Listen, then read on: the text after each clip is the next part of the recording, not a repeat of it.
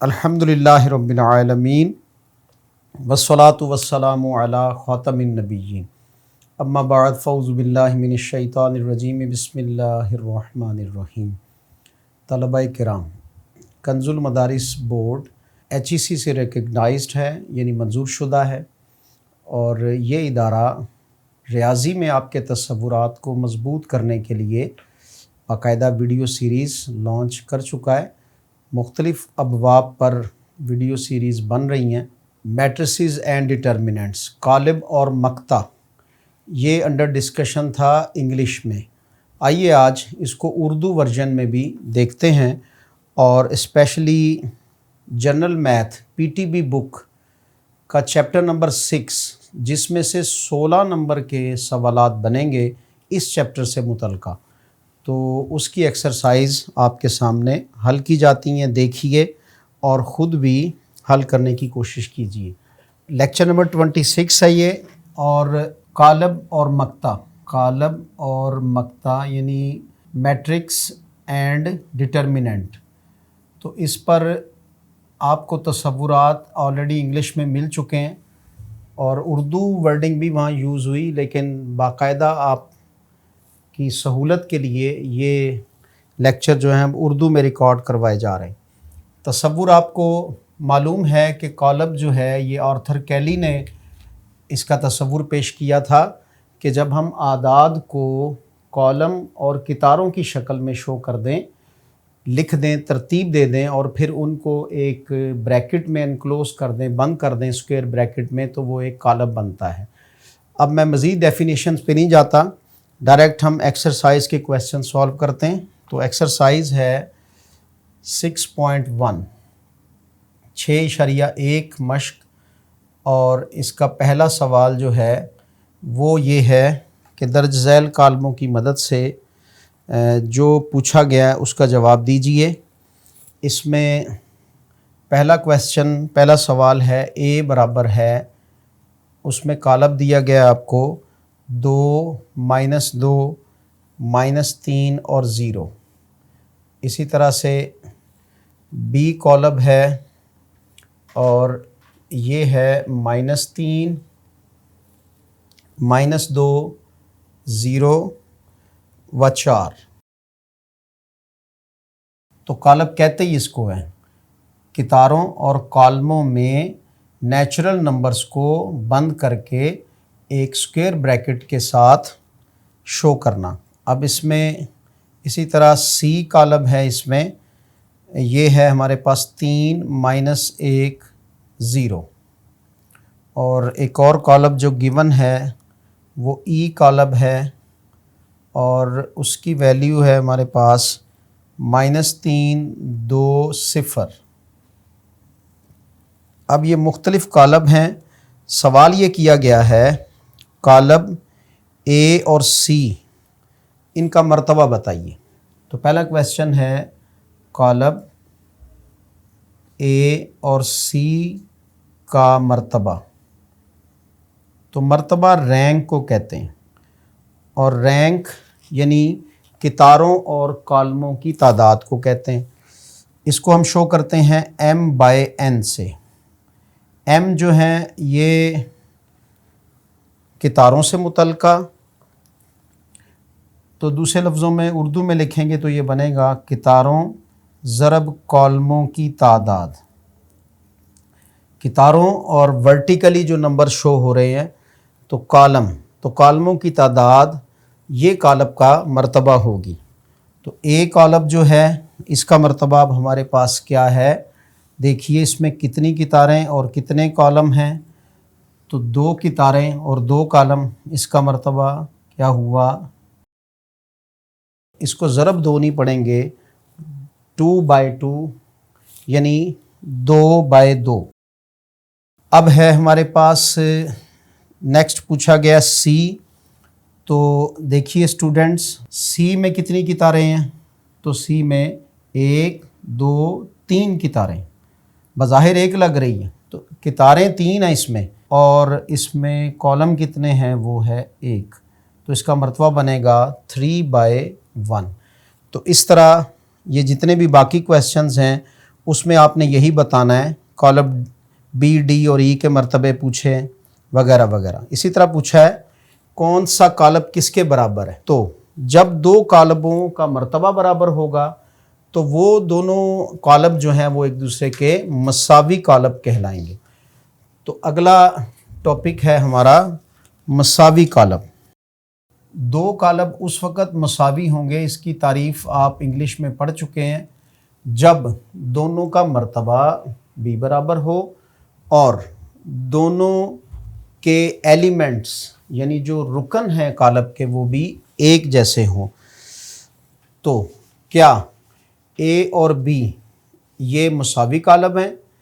اب دیکھیے اے کا مرتبہ کیا ہے ہمارے پاس، اے کا مرتبہ ہے ہمارے پاس 2/2، ٹھیک ہے۔ اسی طرح بی کا مرتبہ ہمارے پاس کیا ہے، وہ ہے 2/2۔ اچھا جی، اب دونوں کا مرتبہ تو برابر ہے لیکن دونوں کے جو ایلیمنٹس ہیں ارکان یہ مختلف ہیں۔ تو پہلی رو اس کا پہلا رکن ہے 2، ادھر -3، ادھر -2، ادھر بھی -2، یہ دونوں تو سیم ہیں لیکن یہ سیم نہیں ہے، اسی طرح یہ بھی سیم نہیں ہے۔ تو ایسے دو کالم جو ہیں وہ ایک دوسرے کے مساوی نہیں کہلائیں گے۔ مساوی اس وقت ہوں گے جب مرتبہ بھی برابر ہو اور جب دونوں کے ارکان بھی برابر ہوں۔ اس کی مثال ہم یوں لے لیتے ہیں، مثال کے طور پر ایک کالم ہے میرے پاس، وہ ہے 1 + 1 اور 2۔ اسی طرح ایک اور کالم ہے ای، یہ سی تھا، ای جو ہے وہ ہے 2 اور یہاں پہ ہے 4-2۔ آپ کی ذہنی پختگی کے لیے دیکھیے اس میں کتنی کتاریں ہیں، 1، تو سی کا مرتبہ کیا بنا، 1 بائے، اور کالم کتنے ہیں، 2۔ ای کا مرتبہ کیا بنا، دیکھیے 1 اور کالم کتنے ہیں، 2، 1/2۔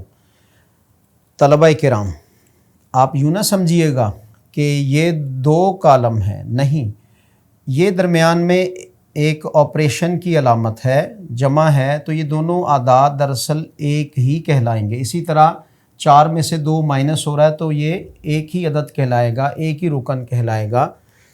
تو سی 2 اور 2 اور ای کے ارکان 2، 4 میں سے 2 نکلے تو وہ بھی 2، اس کا مطلب سی کا مرتبہ بھی برابر ہے اور سی کے ارکان بھی ایک دوسرے جیسے سیم ہیں، تو اس کا مطلب سی مساوی ہوا ای کے۔ طلبہ کرام یہ مثال آپ پر واضح ہو چکی ہوگی مساوی کالم کے تصور کے متعلق۔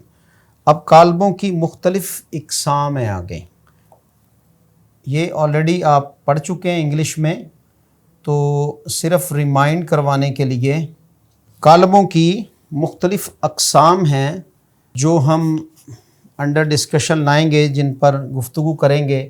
اس میں ایک ہے ہمارے پاس سب سے پہلے کتاری کالم، وہ کالم جو ایک ہی کتار پر مشتمل ہو اور اس کی آپ شکل دیکھ سکتے ہیں، جیسے سی کالم ہے یہاں پر، تو یہ کتاری کالم کہلائے گا۔ جو ایک کالم پر مشتمل ہو تو وہ کہلائے گا کالمی کالم۔ اسی طرح مربی کالم، یعنی وہ کالم جس کا مرتبہ یعنی کتاروں اور کالموں کی تعداد برابر ہوگی، سیم 2/2، ٹھیک ہے۔ اسی طرح یہ بھی 2/2، 2/2، تو یہ اس طرح کے سارے کالم جو ہیں وہ مربی کالم کہلائیں گے۔ اس کے بعد آ جائے گا مستطیلی کالم، یہ نمبر 3 ہے، مستطیلی کالم۔ تو مستطیلی کالم وہ ہوگا جن میں کتاروں اور کالموں کی تعداد برابر نہیں ہوگی۔ اسی طرح سے اور اقسام اگر اس کی دیکھیں تو پھر صفری کالم آ جاتا ہے، تو یہ بھی ایک کالم کی قسم ہے، وہ کالم جس کے تمام ارکان صفر پر مشتمل ہوں وہ کہلاتا ہے صفری کالم۔